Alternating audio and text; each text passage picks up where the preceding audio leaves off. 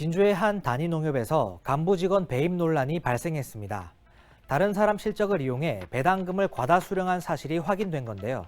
취재를 진행한 부산일보 김윤우 기자 나와 있습니다. 김윤우 기자. 네, 안녕하세요. 네, 먼저 이번 사건 어떻게 된 일입니까?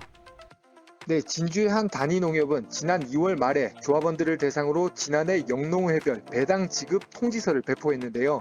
그런데 상무 A씨의 배우자 배당금 수령액이 과다하게 책정된 것을 이상하게 여긴 다른 조합원들이 문제를 제기했습니다. 일반적으로 농협 조합원들은 이 판매, 구매, 이용 실적에 따라 이용고 배당금을 수령하는데요. 그런데 A씨의 배우자는 이 소규모 농사를 지으며 관련 물품들을 구매했는데 다른 조합원들보다 훨씬 많은 배당금을 받은 겁니다. 해당 농협은 지난 5월 8일부터 9일까지 이틀 동안 감사에 착수해서 A씨 부부가 지난 2020년부터 3년 동안 1,359만여 원을 부당 수령한 사실을 확인했습니다.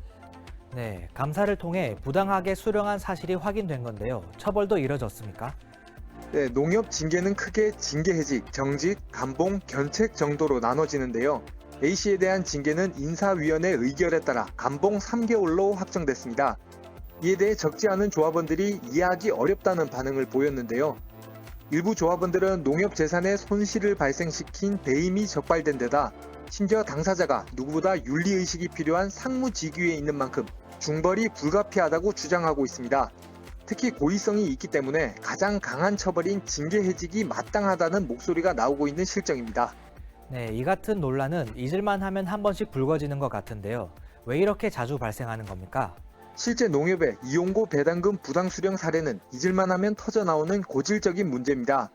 앞서 부산과 전북 고창, 전남 한평 등에서 비슷한 사례가 발생했고 이 올해 초에는 진주의 다른 단위 농협에서도 일부 임원들의 불법적인 이용고 실적 부풀리기 의혹이 제기됐습니다.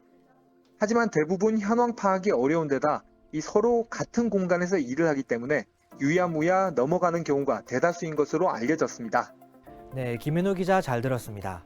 네, 감사합니다.